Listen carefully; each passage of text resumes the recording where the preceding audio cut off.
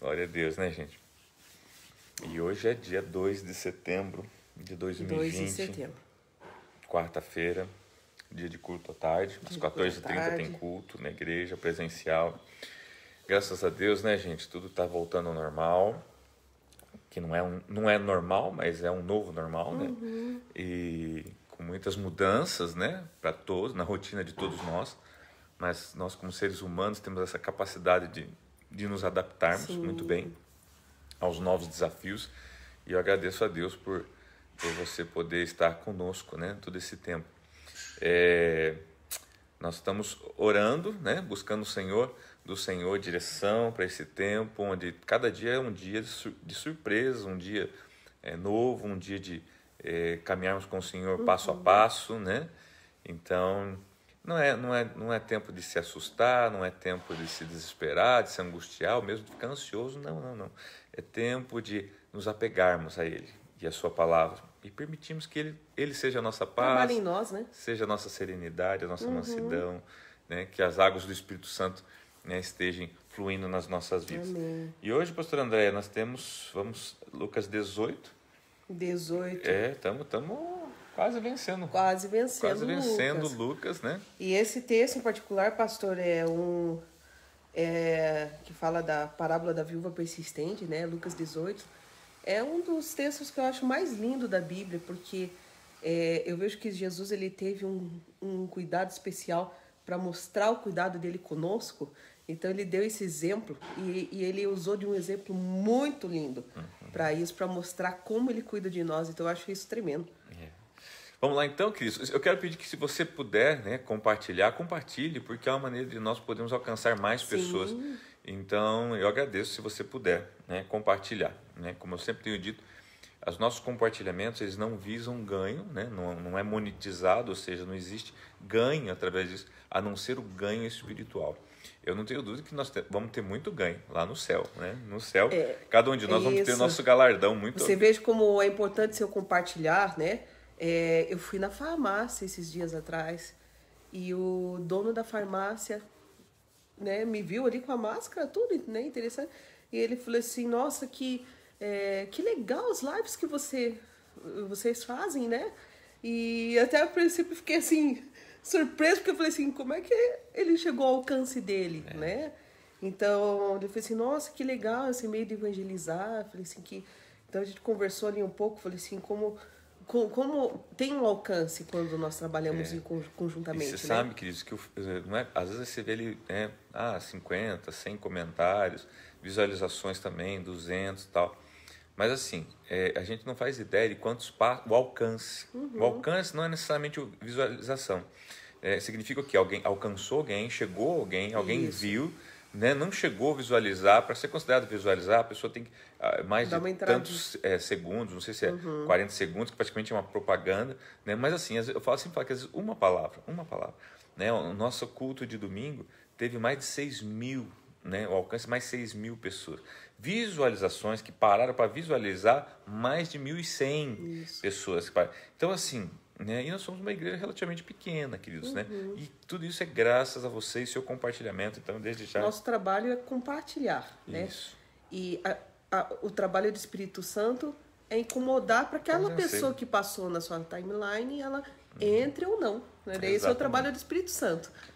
Né? Como a gente já viu várias vezes, gente, pessoas às vezes passando dentro da igreja e sentindo de entrar dentro da igreja. Não houve um convite, era só pelo fato da igreja estar ali. Né? A pessoa olhou e falou, preciso ir na igreja. E entrou e ali recebeu cura, recebeu salvação, recebeu, né, a iluminação de Deus para a sua vida e para a sua família. Mas vamos lá então. Lucas capítulo 18, pastora, vamos lá. Vamos lá então. Então Jesus contou aos seus discípulos uma parábola para mostrar-lhes que eles deviam orar sempre e nunca desanimar. Ele disse, em certa cidade havia um juiz que não temia a Deus nem se importava com os homens. E havia naquela cidade uma viúva que se dirigia continuamente a ele, suplicando-lhe, faze-me justiça contra o meu adversário. Por algum tempo ele se recusou, mas finalmente disse a si mesmo, embora eu não tema a Deus e nem me importe com os homens, esta viúva está me aborrecendo. Vou fazer-lhe justiça para que ela não venha mais me incomodar. E o Senhor continuou, ouçam o que diz o juiz injusto. Acaso Deus não fará justiça aos seus escolhidos que clamam a Ele dia e noite? Continuará fazendo-os esperar? Eu digo a vocês, Ele lhes fará justiça e depressa.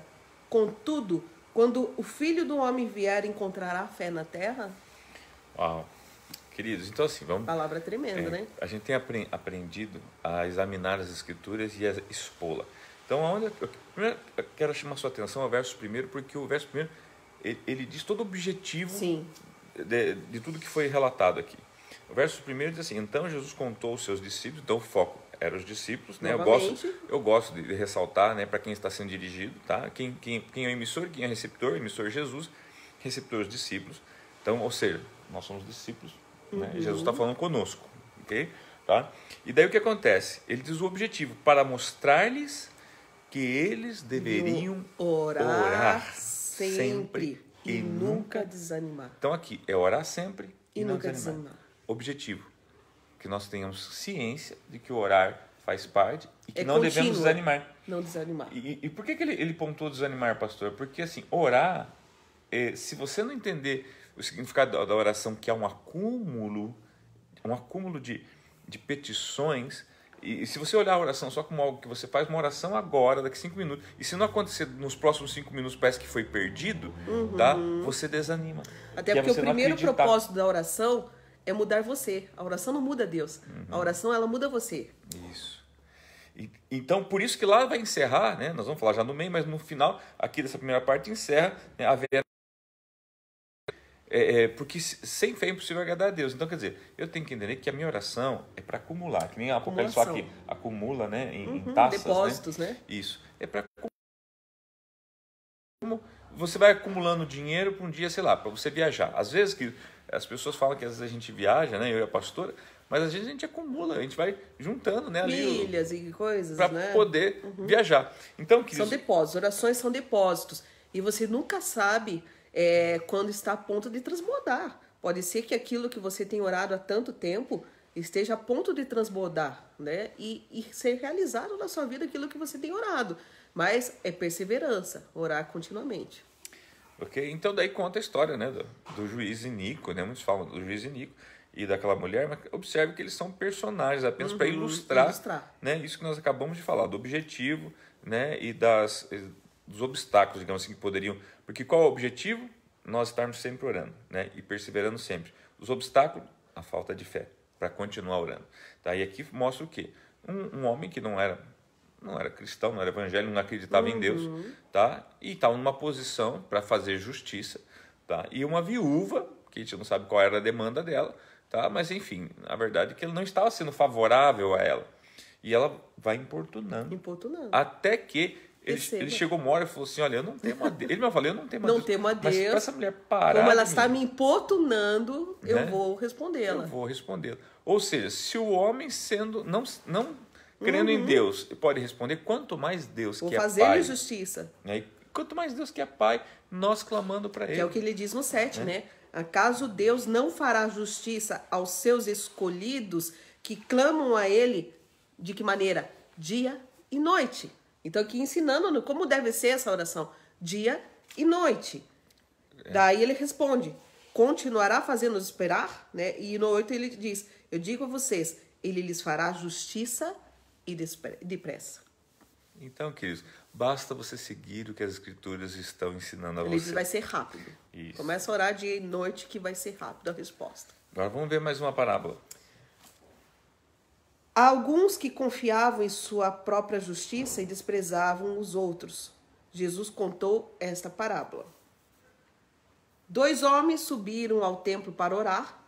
Um era fariseu, o outro publicano. O fariseu, em pé, orava no íntimo. Deus, eu te agradeço porque eu não sou como os outros homens, ladrões, corruptos, adúlteros, nem mesmo como este publicano. Jejuo 2 vezes por semana e dou o dízimo de tudo quanto ganho. Mas o publicano ficou à distância. Ele nem ousava olhar para o céu, mas batendo no peito dizia, Deus tem misericórdia de mim que sou pecador. Eu digo a vocês que este homem, e não o outro, foi para casa justificado diante de Deus, Pois quem se exalta será humilhado, e quem se humilha será exaltado. Tá? Então, a mesma coisa. O enunciado diz o propósito dessa parábola. Isso, para quem? Ele fala, alguns que confiavam em sua própria justiça então, e desprezavam os outros. Então, que é um outro endereço. Quem que era o destinatário? Aqueles essa parábola estava sendo contada para pessoas que confiavam na sua própria justiça. Na sua própria justiça. E, além de tudo, desprezavam os outros. Aquela coisa, só eu sou certo, só eu sou o dono da verdade e os outros não importa, tá? Então daí Jesus conta essa parábola. Ele fala justamente desse fariseu, desse publicano, da maneira deles se portarem dentro, e conclui, se for ver a conclusão, fala justamente o que? O verso 14, e digo que este homem, e não o outro, ou seja, o pecador, o publicano, e não o fariseu, que era que era o fariseu? Que era alguém que cumpria religiosamente o que a palavra do Senhor pedia, mas de forma religiosa, não de forma sincera e pura. Até por ele ser este religioso. Agora, deixa eu fazer um contraponto. Vocês têm ouvido a gente falar aqui de pessoas que não vão na igreja, disso assim. Mas aqui, esse fariseu é aquele que não perdia um culto, que não perdia uma oração, que nunca deixou de dar o dízimo, que sempre ofertava, entendeu? Mas e usava tudo isso para se pôr melhor que as pessoas. Nós não somos melhores do que ninguém. É isso que Jesus está falando, Então a gente tem que cuidar com essa justiça que nós mesmos imprimimos em nós mesmos, nos achar melhor que alguém só porque o outro não vai e eu vou, eu sou melhor. Não. Nós temos o costume de colocar patamar, Eu sou mais sábio por outro que mas eu não sou melhor que o outro pior que não vai. Exatamente. Tá? Então, que a gente possa, E por que não juntar as duas coisas? A sabedoria, e a diligência. Então, você entende? Não estamos dizendo que quem não vai está certo e quem só vai está certo. Não, mas une as duas coisas. A diligência, ou seja, a sabedoria. Você entender que você deve cumprir todas essas coisas. É isso que Jesus fala assim, em alguns textos. Fala, fariseu, você dá o dízimo, você é isso, você é aquilo, mas você não pratica o amor. Quer dizer, deve fazer tudo isso e ainda as demais coisas. Tá? Então, que fica a dica. Vamos lá, então. O povo também estava trazendo criancinhas para que Jesus tocasse nelas. Ao verem isso, os discípulos repreendiam aqueles que as tinham trazido. Mas Jesus chamou a si as crianças e disse, deixe vir a mim as crianças e não as impeçam, pois o reino de Deus pertence aos que são semelhantes a elas. Digo a verdade, quem não receber o reino de Deus como uma criança, nunca entrará nele. Agora observe que como às vezes a gente, como discípulo, a gente faz uns desserviço para Jesus. Porque assim, dizia que o povo trazia as crianças. Isso. Para Jesus o quê? Tocar, aquela coisa. Só dar um toque, querido. Como é que você está, meu querido? Só abençoar, Ali. Os discípulos, eles, aquela coisa, poxa, isso não parece ser útil, não parece ter propósito. Então, veja bem, querendo fazer o bem, querendo talvez ganhar tempo para Jesus, eles começam o quê? Recriminar aquilo ali, e não permitir que aquelas crianças cheguem. Jesus tem que parar o negócio e falar assim, olha, não impeça nem aquelas... Por quê? E aí Jesus já usa como uma lição. Jesus fala assim, deixe vir a mim as crianças e não as impeça, pois o reino de Deus pertence aos que são semelhantes a elas. E ele não diz pertence a elas. Pertence àqueles que são semelhantes a elas. O que significa essa semelhança? Parecidos. E ele conclui dizendo assim, verso 17, digo a verdade, quem não receber o reino de Deus como uma criança, aqui a palavra-chave é como. Não é? Como uma criança, nunca entrar nele. Por quê? Uma criança é pura, recebe com sinceridade, ela acredita. Você falar aí para uma criança, eu vou comprar um chocolate para você. Para ela é algo... Ela crê nisso, ela crê. É real, Ela, daqui meia hora ela vai falar assim, quando você não for para comprar meu chocolate? Eu estava brincando. Não, você falou que ia comprar meu chocolate, agora eu quero meu chocolate. A criança é algo... Então, é isso que Jesus está falando. Que nós, como criança, então o reino de Deus nós devemos receber ou seja, sem duvidar. Sem duvidar. Tá bom? Sem malícia também, sem malícia. A criança não tem malícia. Ela não tem dúvida, ela acredita. É uma coisa fantástica. Por isso que eu amo criança. Nossa. Tenho medo dessa também, porque eu prometo e depois tenho que cumprir, Certo homem importante lhe perguntou, bom mestre, que farei para herdar a vida eterna? Por que você me chama de bom? Respondeu Jesus. Não há ninguém que seja bom a não ser somente Deus. Você conhece os mandamentos. Não adulterarás, não matarás, não furtarás, não darás falso testemunho, honra teu pai e tua mãe. A tudo isso tenho obedecido desde a adolescência, disse ele. Ao ouvir isso, disse-lhe Jesus, falta ainda uma coisa. Venda tudo que você possui e dê o dinheiro aos pobres e você terá um tesouro nos céus, depois venha e siga-me. Ouvindo isso, ele ficou triste, porque era muito rico. Vendo entristecido, Jesus disse, como é difícil aos ricos entrar no reino de Deus. De fato, é mais fácil passar um camelo pelo fundo de uma agulha do que um rico entrar no reino de Deus. Os que ouviram isso perguntaram, então quem pode ser salvo? Jesus respondeu, o que é impossível para os homens é possível para Deus. Pedro lhe disse, nós deixamos tudo o que tínhamos para seguir-te. Respondeu Jesus, digo a verdade, ninguém que tenha deixado casa, mulher, irmãos, pai ou filhos, por causa do reino de Deus, deixará de receber na presente era muitas vezes mais e na era futura a vida eterna. Queridos, então aqui você tem que entender o cenário, tá? Qual era o cenário? Era um jovem e o texto rico. Fala que ele era rico, ou seja, não lhe faltava Nada. nada. Materialmente nada. Então, interessante assim, ao mesmo tempo que não lhe faltava nada, ele sentia que faltava alguma coisa para ele. Exatamente. Ele Aquele não, vazio, né? ele não se sentia pleno. Quantos de nós, a gente tem aquela... Tem tudo, mas tá faltando alguma coisa. Podemos dizer assim, quantos ricos são pobres por não se sentir satisfeitos? Exatamente. Quantos pobres são ricos por se sentir satisfeitos? Por quê, queridos? Nós não fomos criados para a nossa glória. O dinheiro ele traz uma glória para nós. Nós somos criados para a glória de Deus. Alcança coisas sim. Então observe que o dinheiro que tanto queremos deve ser para a glória de Deus. E é óbvio que nos beneficia, mas é para a glória de Deus. Então quando isso é invertido, esse valor é invertido, é para a nossa glória, por mais que nós tenhamos, né, por mais que você possa ter dinheiro, você vai se sentir vazio porque você não preencheu a razão da sua existência. O que esse rapaz está mostrando, falando para Jesus, falando, Jesus, olha, eu sou um cara rico, e o senhor é um homem bom, e o que eu preciso fazer, né, para poder aí, estar junto com você e ser um seguidor? Jesus falou assim, Jesus faz uma pergunta, leva ele, você conhece os mandamentos? Daí ele fala, sim, eu tenho cumprido esses mandamentos. O que a gente vê? Que além de rico, amor, ele era um menino que ele tinha uma boa estrutura de família, porque sempre, sempre o ensino vinha por parte da família.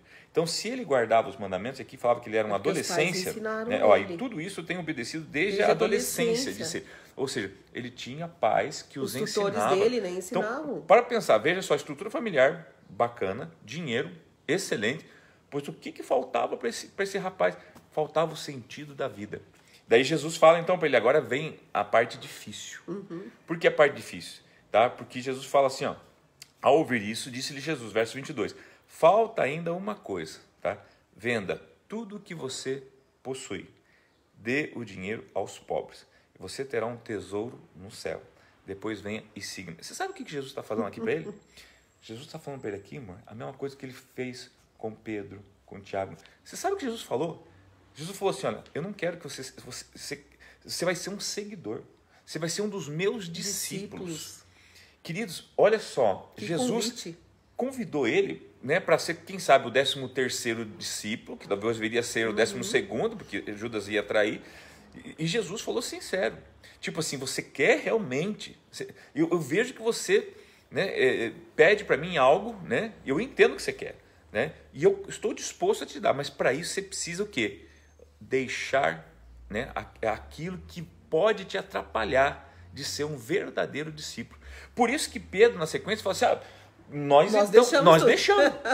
Ele entendeu, ele falou, ele entendeu. Com quem disse? Nós vamos ter um tesouro no céu. Ó, Pedro de olho aqui no tesouro.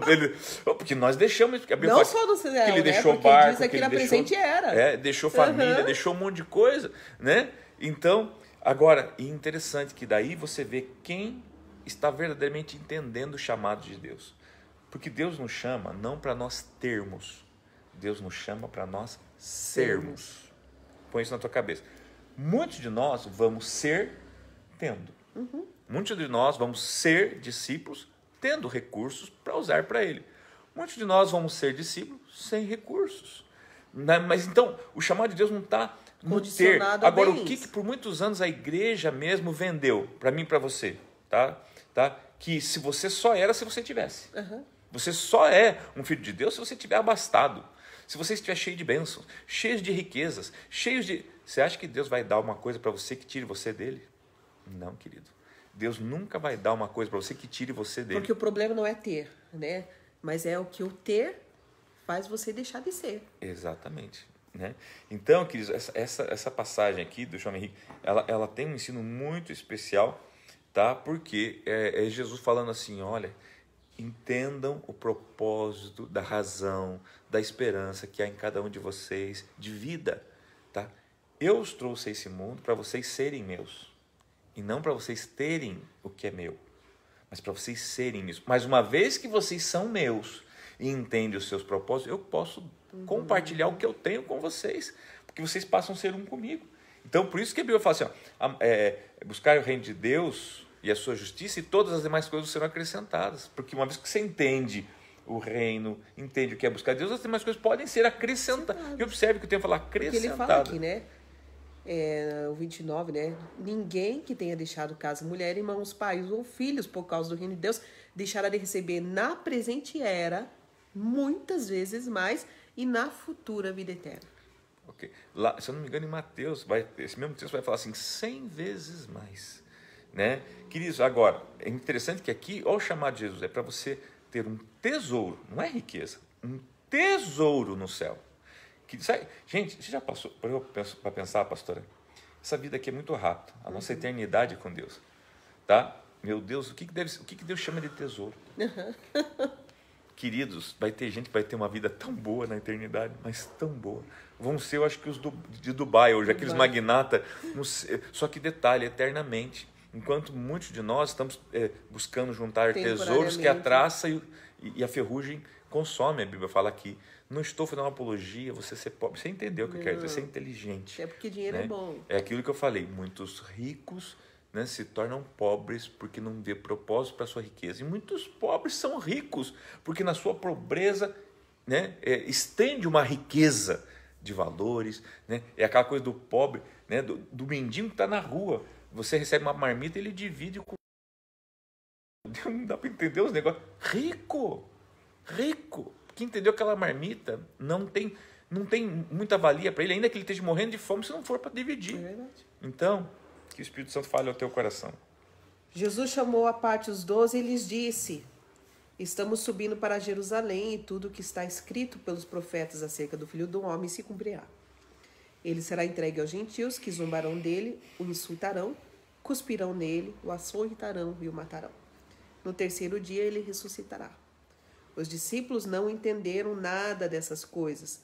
O significado dessas palavras lhe estava oculto, e eles não sabiam o que ele estava falando.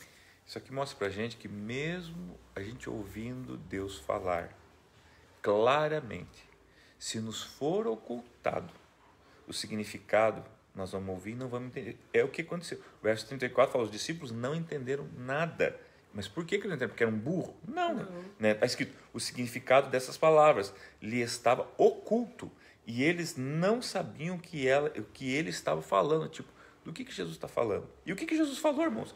Se você for ver, primeiro, verso 31, Jesus também se direciona aqui aos 12. Ele fala, Jesus chamou a parte os 12 e ele diz, estamos subindo para Jerusalém, nós estamos agora subindo para Jerusalém, e tudo que está escrito pelos profetas, ou seja, tudo que foi dito, prescrito, né, registrado acerca do Filho do Homem, se cumprirá.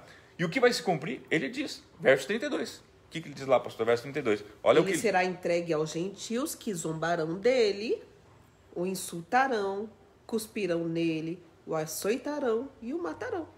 E no terceiro dia, ele vai ressuscitar. Gente, simples assim. Ele falou tudo. Tudo. Antes, o que é...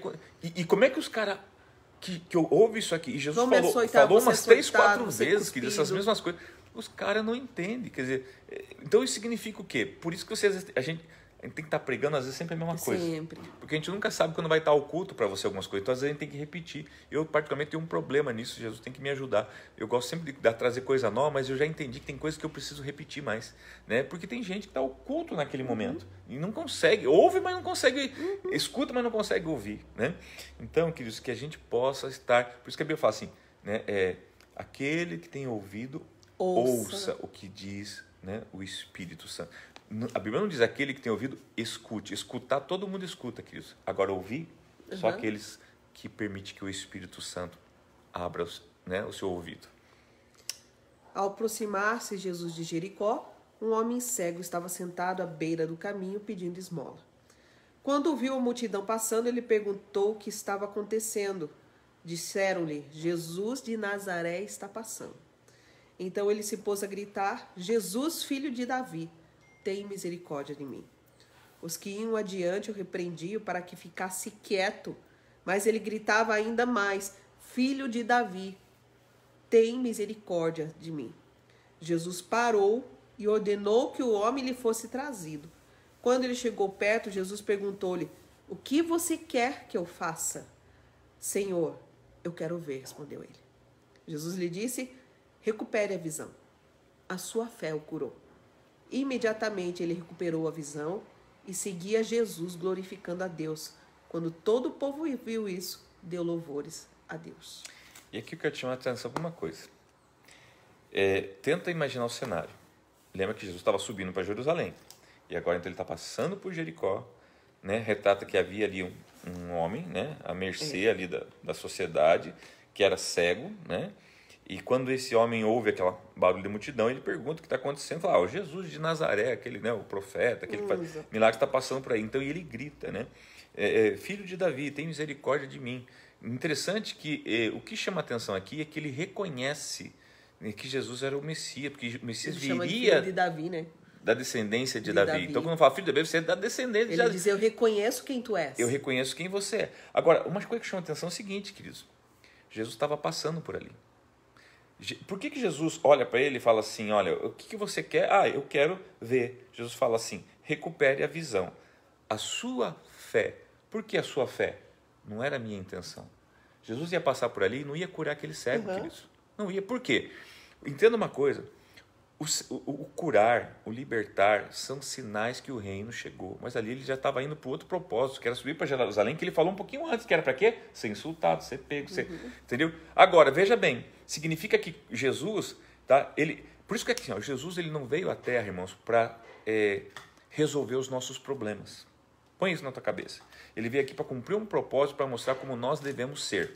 Você entendeu? Se no meio dessa caminhada que ele passa por nossa vida, nós o reconhecermos e nós tivermos fé, nós podemos ser curados e podemos ser libertos e podemos ser abençoados como o Senhor fez. Por quê? A sua fé te curou, a sua fé te prosperou, a tua fé, você entendeu? Eu reconheço a tua fé como algo de Deus, né? E vou abençoar você por causa disso. Agora, tem gente que fica com o braço cruzado, pastor, esperando que Jesus passe. Olha, ele passou por mim e não deu bola. Queridos, ele está indo para a cruz. Ele não, desculpa. Imagina como é que estava a cabeça dele. A cabeça dele estava se concentrando toda no que ele ia ter que passar. No que ele ia ter. Mas alguma coisa foi mais forte do que tudo aquilo que ele ia passar. Né? Ele gritou aqui 2 vezes, né? Exatamente. Jesus, filho de Davi, tem misericórdia de mim. E o pessoal ficava repreendendo, fica quieto. Tá, então, por causa desta fé, imediatamente, então ele recuperou a visão e seguiu Jesus. Então, observe que o propósito aqui, né, ele alcançou uma graça, uma misericórdia. Mas alcançou uma maior ainda. Que foi poder seguir Jesus, né? E veja que ele participa aqui dos últimos momentos da vida de Jesus aqui na terra, queridos. Porque Jesus estava subindo para Jerusalém para ser preso, para ser morto. Ele não foi só curado da cegueira, né? Ele foi mudado a vida dele inteira. Esse homem nunca mais foi a mesma. Ele viu tudo que Jesus passou depois. Queridos, esse cara aqui, olha, ele foi um cara muito abençoado, né? Então, quando todo o povo viu isso, deu louvores a Deus. Por quê? Observemos que o povo sempre querendo ver, né? Quer dizer, quando o povo viu Jesus sendo morto na cruz, ninguém glorificou Jesus, mesmo Jesus tendo dito que tudo isso ia acontecer. Não era para eles também terem dito, puxa, ele falou que ia acontecer, glória a Deus, agora vamos só esperar ressuscitar, porque tudo que ele falou está se cumprindo. Não, ao contrário, cada um foi para sua casa, os de caminho de Emaús foram para Emaús, cada um falou, puxa, não era o que a gente esperava. Né? Mas ele tendo falado, então que você permita que a tua fé te salve. Jesus passa pela nossa vida, queridos.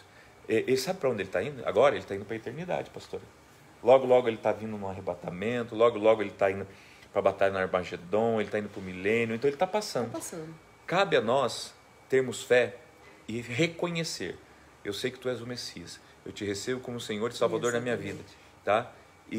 Senhor, tu és o filho de Davi, eu sei que o Senhor é o filho de Deus, tá? E ele vai, quando você faz isso, ele vai parar e fala assim, o que você quer que eu te faça? Isso. E daí é a hora que você talvez aproveita. Essa seja a pergunta dessa manhã para nós. Meu casamento. Né? O que você quer que Jesus, filho de Davi, faça por você? Ele está passando. Ele está passando. O que é que você precisa pedir nessa manhã? A tua fé vai lhe entregar, tá? E assim que ele entregar, você segue ele, porque ele vai continuar o caminho dele. Ele só está passando por Jericó, tá bom?